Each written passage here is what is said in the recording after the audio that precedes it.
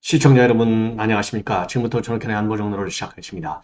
자, 오늘 말이죠. 국회가 완전히 난리가 났습니다. 바로 한동훈 장관의 정책의총 참여를 계기로 해서요. 여느 장관들하고는 뭐 비교가 안 될 정도로 그럴 수밖에 없죠. 뭐 이 장관들 중에서 이 대통령 차기 지도자 후보 반열에 오른 사람은 지금 현재 한동훈 장관이 압도적으로 1위고 그 다음에는 이제 원희룡 장관 정도밖에 없지 않습니까? 자, 그런 측면에서도 이 다른 장관들하고 의총 참석할 때 이 언론의 반응이 완전히 다르다. 자, 그래서 이제 일부 언론에서는요, 이거 이제 국민의힘에 대한 신고식이 아니냐, 정치 대비식이 아니냐, 이러한 지금 이 평가가 나오고 있습니다. 맞는 얘기죠. 그래서 오늘 국회 이 의총 이 장면에 관련해서 이 자료 화면을 집중적으로 이렇게 이제 보내드리도록 하겠습니다. 백문이 불여 일견 아니겠습니까? 예. 그 다음에는 지금 오늘 말이죠. 지금 이제 유동규 본부장의 교통사고와 관련해서 지금 방금 이 경찰에서 이 조사 결과를 발표했습니다. 한마디로 인해서 이 고의성이 없는 단순 접촉사고다. 그동안에 여러 가지 이제 의혹도 제기된 바 있고 그 개딸들이 지금 신변 의혹까지 가고 있는 상황 아니겠습니까? 자, 그래서 일단 고의성은 없다라고 판단된다는 게 경찰의 1차적인 공식 의견임에도 불구하고 추가적인 이 배후 세력 동인 이런 거에 대해서도 검토가 필요하지 않나 이런 생각이 들어요. 자, 그 다음에는요. 지금 이상민 의원이 지금 탈당을 선언했는데 여기에 대해서 민주당이 지금 완전히 지금 중상 모략적 발언을 일삼고 있습니다. 여기에 대해서 이제 이상민 의원과 그 다음에 조응천 의원의 입장문이 나와 있어요. 그리고 이준석 의원이 이제 이준석이가 신당 창당과 관련해서 송영길은 노, 그러나 이낙연은 한번 만나보겠다라는 입장을 내놓고 있습니다. 그래서 이러한 뉴스를요, 한 20여 분간에 걸쳐서 빠른 속도로 정리해 드리도록 하겠습니다. 자, 먼저 유동규 본부장의 이번 교통사고와 관련해서는요, 지금 경찰에서 지금 방금 이 보도를 했습니다. 자, 이 보도 내용을 보면은요, 우선요, 이 두 차량이 이미 제가 이 앞방송에서 도표를 통해서 자료화면을 통해서 설명을 해드렸는데 지금 이제 이 화물 트럭은요 1차선을 달리다가 2차선으로 이제 차선을 바꾸는 상황이었고 그 다음에 바로 이 유동규 지금 차량은요 3차선에서 달리다가 2차선으로 들어가는 상황이었어요. 자, 그래서 이렇게 이제 트럭이 먼저 2차선을 진입하고 바로 이어서 거의 동시간에 지금 유동규 차량이 3차선에서 2차선으로 들어가요. 근데 이제 승용차가 아무래도 차량이 작으니까 진입하는 속도가 빠르죠. 자, 그리고 이제 이 트럭은요, 한 100km 속도로 달렸다고 합니다. 여하간 그럼에도 불구하고 이제 실제로 부딪힌 것은 왜냐하면 이 승용차가 차량이 작잖아요. 그러니까 3차선 맨 우측 가에서가 3차선이에요. 맨 우측 가에 있는 3차선에서 바로 2차선으로 들으니까 칙 하고 가니까 여기를 이렇게 딱 받는 거예요. 자, 제 손이 받는 대로. 그러니까 유동규 본부장 차량의 운전석 뒤쪽을 트럭의 우측 트럭 운전수 조수석에서 받은 겁니다. 그래서 이 차가 180도 돌아가지고 중앙분리대를 받고서 쓰는 거예요. 근데 이제 마침 상대편에서 차가 안 오는 바람에 인명사고는 없었어요. 자, 그런데 지금 현 상황은 유동규 본부장 지금 입원하려고 하는데 입원이 잘 안 되고 있다라고 보도까지 나오고 있고 개딸들이 지금 그리고 재명이 내 마을 이재명 지지자들이 지금 이거 이 사고 잘났네 이런 식의 비판을 하면서 신변 위협을 가하는 상황까지 나오고 있어요. 이러한 가운데 과연 이 사고가 단순한 접촉 사고일 수가 있겠느냐? 뭔가 의혹이 따르고 있다. 이런 보도가 나왔는데요. 지금 이제 경찰에서 경기의왕경찰서입니다. 보도한 바에 따르면 어제 8시 25분경에 대리운전기사 A씨가 운전한 이 차량 SM5가 하고 그 다음에 8.5톤 트럭, 이 화물 트럭하고 추돌을 했는데 이 추돌 내용을 보면은요. 조금 전에 지금 말씀드린 대로 화물 트럭이 1차로에서 2차로로 진입했고 유동규 차량은 3차로에서 2차로로 진입하다가 충돌했다. 그래서 화물차와 승용차가 거의 동시에 차로를 변경하다가 부딪힌 사고였다. 고의성은 없다. 이렇게 밝히고 있습니다. 그리고 경찰에서는 1차적으로요. 화물 트럭보다는 2차로에 늦게 진입한 유동규 본부장 차량의 과실 비율이 더 높다. 이렇게 보고 있어요. 자, 그래서 지금 이 사고가 이제 일단 일단 경찰에서는 이 배후 세력도 없고, 그리고 단순 접촉 사고다 이렇게 보고 있어요. 자, 그런데 이제 하태경 의원의 경우에는요, 지금 다수 국민들은 이거 아수라속편 아니냐 이런 식으로 생각할 것인데 민심이 바로 또 그렇다는 것이다. 그래서 이재명 대표 부근에 의문사들이 많기 때문에 계속해서 의문의 눈초리로 쳐다보고 있는 것이다. 이러한 반응을 보이고 있습니다. 자, 이번에는요, 이 한동훈 장관의 지금 오늘 의총 관련 내용을 말씀을 드리겠는데요. 어마어마합니다. 자, 그래서 의총에 이제 처음 참석했어요. 역시 스타 장관답다. 이렇게 이제 보여지는데요. 자, 우선 말이죠. 이 자료 화면을 제가 좀 많이 여러분께 이제 보여드리려고 준비를 했습니다. 자, 그래서 요걸 한번 쭉 보시죠. 자, 들어오면서 이렇게 지금 막 의원들이 쫙 포진해가지고 악수들 하고 지금 난리가 난 상황이고요. 자, 그리고 이게 들어가는 장면에 오늘 좀 비가 왔잖아요. 서울에. 비가 오니까 이런 우산 씌우는 장면은 보좌관 한테 이미 여러 차례 나온 바 있어요. 오히려 보좌관을 장관이 지금 받쳐주고 있는 이런 상황. 세심한 배려라고 볼 수 있고, 그리고 이제 이 한동훈 장관이 이제 연단에 올라서서 지금 이제 이민청 설립과 관련된 법무부의 계획, 그리고 취지, 이런 거를 설명하고 있는 장면이 되겠습니다. 자, 그리고 여기도 이제 내내 마찬가지가 되겠죠. 이거는 이제 국회 본청에 있는, 지금 현재 의총이 열려지고 있는 이제 대회의실이 되겠고요. 자, 그리고 요거는요, 김예지 시각장애인이죠. 김예지 의원을 한동훈 장관이 만나서 깍듯하게 인사를 하고 있는 장면이 되겠습니다. 자, 김예지 의원하고는요, 대정부 질문할 때 그 한동훈 장관하고 한번 지금 접한 바가 있고, 그 당시에 이 김예지 의원님, 저 한동훈 장관 나왔습니다. 질문하시죠. 이래서 또 인기를 한번 얻은 바 있어요.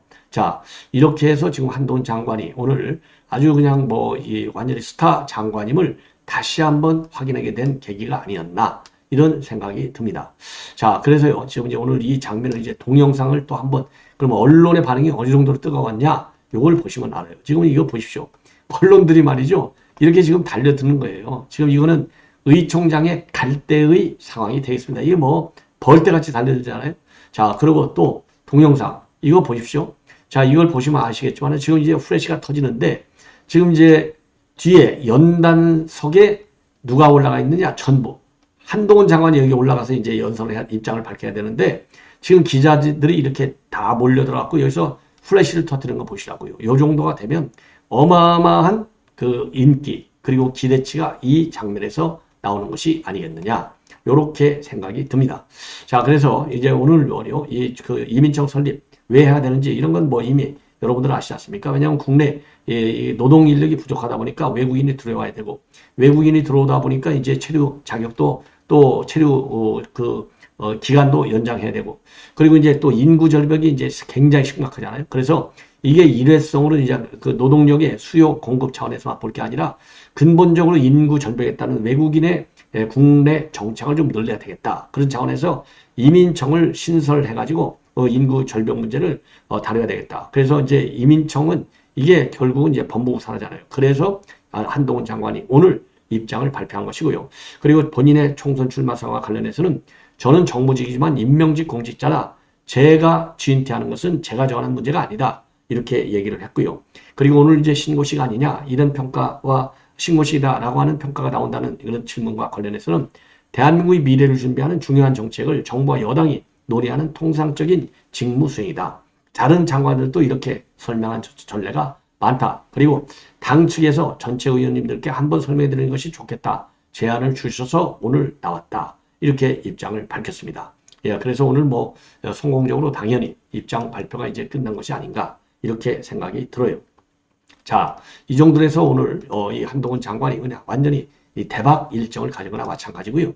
그 다음에 이화영이가 이제 최근에 말이죠. 지금 재판 지연 전략을 쓰고 있는 거 이미 여러분들 너무나 잘 아시지 않습니까? 재판 지연 전략을 쓰면서 이제 왜 이 재판 지연 전략을 쓰고 있는, 말하자면 왜 법관 기피를 냈는지 그 이유를 설명하는데, 최근에 말이죠. 어떤 일이 있었느냐? 여기에 말이죠. 여기에 국정원 보고서, 국가기밀인 국정원 보고서를 거기다 유첨했어요. 이게 이제 법 위반이라는 거죠. 그래서 오늘 지금 이제 이 고발장을 누가 접수했느냐? 자유대한호국단에서 오늘 오전에 형사소득법 위반 혐의로 지금 이화영이를 별도로 추가 고발 조치했습니다. 그 이유는 바로 왜 형사소송법 위반이냐? 지금 이 언론에 공개한 복합 기피 재항고 소송서류에 국정원 기밀문서가 그대로 인용이 됐다는 겁니다. 그래서 이화영하고 이 변호인을 동시에 형소법 위반 혐의로 고발했어요. 자, 그래서요, 이 형소법의 266조 16항의 16-1항에 해당되는 내용인데요. 피고인 또는 변호인은 검사가 열람 또는 등사하도록 한 서면 및 서류의 사본을 당해 사건 또는 관련 소송의 준비에 사용할 목적이 아닌 다른 목적으로 다른 사람에게 교부 또는 제시해서는 안 된다. 요 규정을 위반한 거랍니다. 자, 그래서요, 지금 대한호국단의 입장문을 보면은 이화영 측이 재판 기피 소송에 유리하고자 압수수색 과정에서 확보된 국정원 문건을 재항고장에 사용하는 것은 괜찮지만 이를 기자단에 공개하는 것은 위법이다.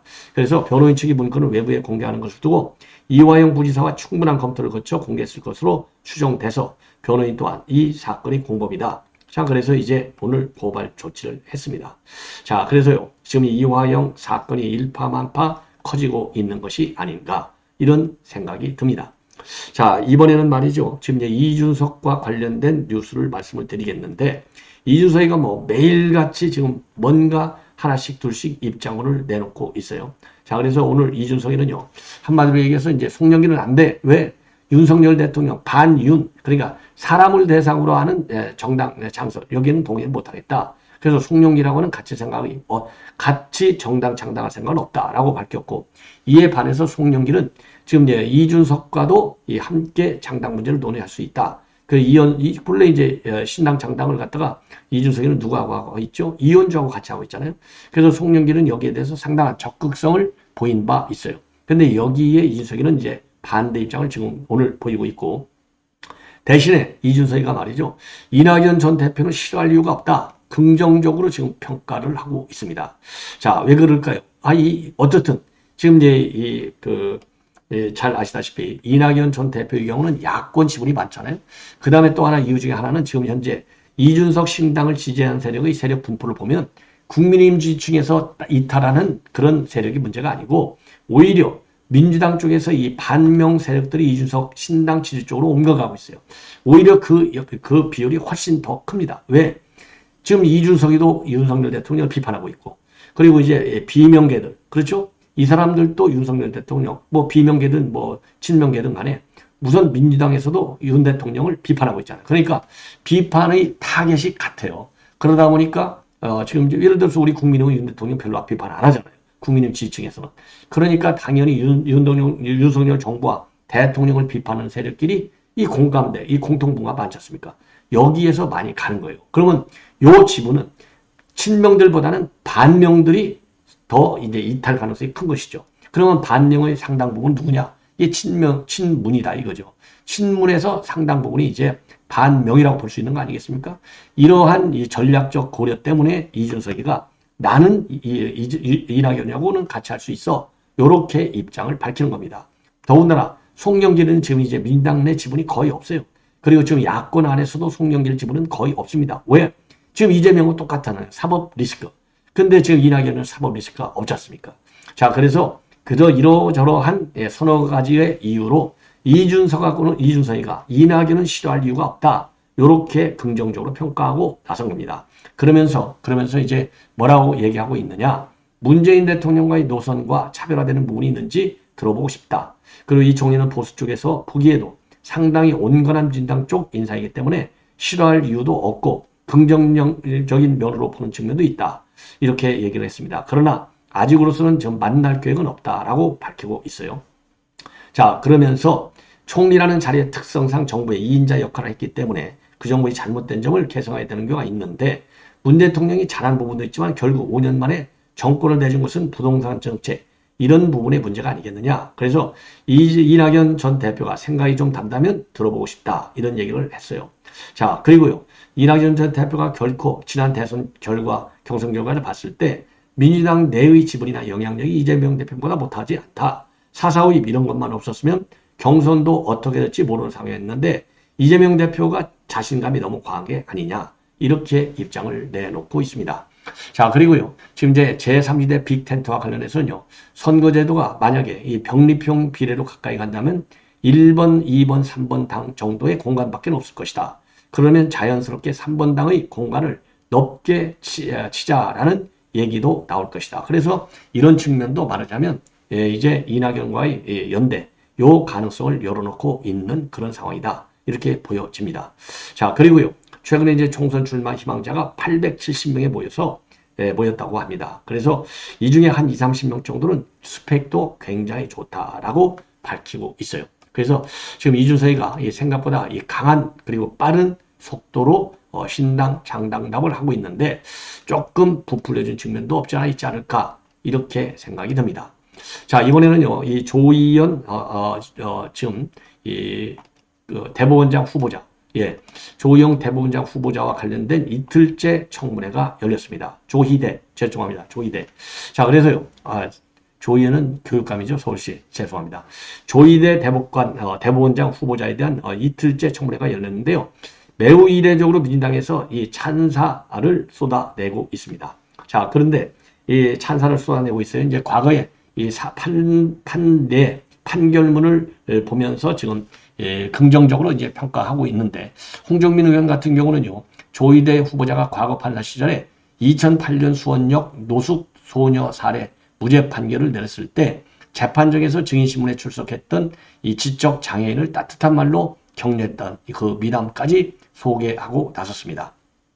자, 그러면서 그 당시 이 사건이 공판 중심주의가 얼마나 중요한지 증명하는 케이스다. 이렇게 추켜 세우고 있어요. 자, 그 정도로 굉장히 호의적이다. 다만 이제 오늘 청문회에서 문제가 된 것은 바로 뭐냐. 이 한동훈 장관에 관한 한동훈 장관이 이재명 체포 동의안을 설명할 때 이거 피의 사실 공표한 것이 아니냐.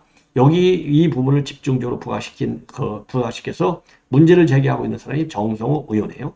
자, 그래서 요거가 지금 문제가 되고 있는 점을 이제 비판을 하고 있는데 여기에 대해서는 우리 국민의힘 의원들이 적극적으로 방어를 했습니다. 아니, 그러면 그 국회의원들이 지금 체포에 동의하느냐 마느냐를 결론을 내려야 되는데 두루뭉실해가지고 국회의원들이 거기에 투표권 행사할 수 있을 정도가 되겠느냐. 그리고 더군다나 지금 이제 이재명 체포 동의안 요것은 그 내용이 굉장히 중요한 거 아니냐. 그래서 법무장관이 개인 의견을 말하는 것이 아니고 정부를 대표해서 설명하는 것이기 때문에 이러한 정부의 공식 설명을 갖다가 피의사실 공표로 인식하는 것은 납득하기 어렵다. 이런 반론 제기가 있었어요. 자, 그래서 이 부분에 대해서도 오늘 이 왈가왈부 지금 두 번째 청문회 선상에서 좀 논란이 있었다. 이런 지금 이 보도를 하고 있습니다. 자, 그리고요. 지금 이제 요거는 조금 전에 이제 제가 말씀드렸던 이 고발 사건이고, 자, 이번에는 그러다 보니까 지금 이상민 의원이 지금 반박 입장으로 내놓고 있어요. 아니, 국회의장 데리고 지금 5선까지 돼가지고 또 욕심을 내서 탈당하는 거 아니야? 이렇게 지금 친명 세력들이 일제히 비판하고 있습니다. 여기에 대해서 이상민 의원님 얘기는요. 아니, 국회의장 되려면 내가 이재명 시장에 대해서 줄 서갖고 이 국회의장 되는 게 훨씬 순탄한 것 아니냐. 이렇게 얘기를 하면서 반박을 하고 있었어요. 그래서 전혀 가보지 않은 길을 택하는 것은 리스크를 안고 가는 건데 그게 도대체 말이나 되느냐. 그리고 국회의장을 싶다? 그게 뭐가 잘못됐느냐. 국회의장이 돼가지고 불체포 특권 같은 말도 안 되는 특권도 폐지하고 그리고 대통령 권한 집중도 좀 분권화하고 이렇게 해서 합리적으로 견제와 균형이 되도록 하는 큰 역할을 하고 싶다. 이렇게 입장을 내놨습니다. 그리고 5선씩이나 돼서 왜 나가냐고 물어볼 게 아니라 5선씩이나 됐는데 오죽하면 나갔을까? 그래서 뭐가 문제인지를 좀 살펴야 될 것 아니냐. 그래서 그 부분을 집중적으로 좀 고칠 생각을 하는 게 맞지 않냐. 이러한 입장문을 내놨는데요. 100번 만번 옳은 소리다. 이런 생각이 듭니다. 자, 이번에는 이제 참 부끄러운 얘기인데요. 이거 뭐 도화 언론에 너무나 많이 나와가지고 그야말로 국민의 알 권리 차원에서 제가 부끄럽지만은 이 소개를 안 해드릴 수가 없어요. 바로 뭐냐? 이건 뭐 오래전에 우리 국정원을 떠난 그 인물인데 떠나는 사람이에요. 야, 참 창피한 노릇입니다. 자, 그래서 이 사람이 말이죠. 이 사람이 지금 베트남에서 마약 혐의로 체포돼서 지금 이제 조사를 받아왔는데 사형이 선고가 됐습니다. 근데 베트남, 그 중국도 마찬가지고 마약 이 사회주의 국가 엄청나게 어마하게 다스리고 있습니다. 그래서 현행 베트남법상에 의하면요, 헤로인 600kg 이상, 그리고 필로핀 2.5kg 이상을 소지하거나 운반한 사람은요, 사형에 처할 수 있고 외국인도 예외가 아니라고 합니다. 근데 이 사람이요, 과거에 그러니까 80년대, 그러니까 이제 80년대부터 90년대 말까지 87년도에 안기부에 이제 들어와서요. 99년 9월 3일 날 면직이 됐습니다. 자, 이런 사람인데, 이 사람이 이제 이 99년도에 말이죠. 부산지부 항만 분실에서 일을 했어요. 해가지고 이제 보안 책임자라는 직책을 이용해서 밀수에 개입하기 시작한 이 못된 버릇이 결국은 이제 사형 선고로까지 이루어지게 됐다. 그래서 이 사람은요, 보니까 이제 질이 아주 나쁜 사람인 것 같아요. 많은 사기 혐의도 있고, 그리고 관세법 위반 혐의로도 여러 차례 이 관세법 위반, 그 다음에 탈세 이런 혐의로 6번씩이나 복역한 범인이 되겠습니다. 그러니까 99년도에 이제 국정으로 떠난 이후로 여러 범죄를 저지른 겁니다. 자, 그러다가 이제 베트남에서 제대로 걸려들었어요. 그래서 이제 이 베트남에 이혼하고 이제 베트남에 가고 베트남 현지인하고 이제 결혼을 해서 지금 살고 있는 겁니다. 자, 그러다가 이번 사고를 저지른 거예요. 그래서 그 내용을 잠깐만 여러분께 이제 말씀을 드리면요. 2019년도에 베트남으로 이주해서 현지 애인과 함께 건축용 석재를 한국으로 수출하는 회사를 운영한 것으로 알려져 있습니다. 자, 그런데 이 김 씨가요, 2020년도 6월 호치민의 한 식당에서 만난 중국인 리 씨로부터 물건을 운반해주면 킬로그램당 500만 원을 지급하겠다라는 제안을 받고 이거를 수락했습니다. 그리고 이런 내용을요, 전 교도소 동료인 강 씨까지 이러한 그 사업에 끌어들이는 겁니다. 그래서 이게 다 걸려들은 거예요. 자, 그래서 2020년 7월에 세 차례에 걸쳐서 마약을 건네받아가지고 이거를 갖다가 이 김 씨가 수출하는 건축 자재 화강암에 숨겨서 한국 인천항으로 밀 반출 시도하다가 걸린 거예요.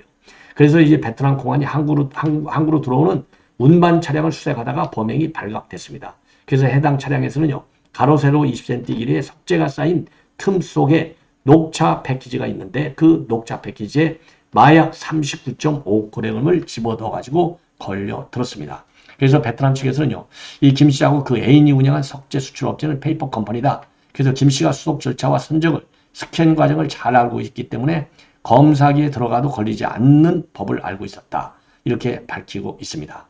자, 그래서 이 김 씨는 당연히 부인하고 있죠. 이게 건네받은 물건이 마약인 줄 몰랐다라고 주장을 하고 있지만 지금 베트남 법정에서 전혀 인정이 되지 않아서 사형이 선고됐다라는 말씀을 드리는데요. 지금 이 베트남, 그다음에 중국, 최근에 우리 한국인들이 마약 사범으로 걸려 들어갔고 사형 선고되는 경우가 지금 몇 번씩 지금 발생하고 있어요. 자, 그래서 마약은요, 우리 국내에서는 물론이고 해외에서도 일체 손대지 않아야 된다. 이거를 갖다가 명심하기 바랍니다. 이 마약 사범 때문에 대한민국의 이 국격, 그리고 대한민국 국민의 자존심에 더 이상 먹칠하는 일이 없기를 바랍니다. 대단히 고맙습니다.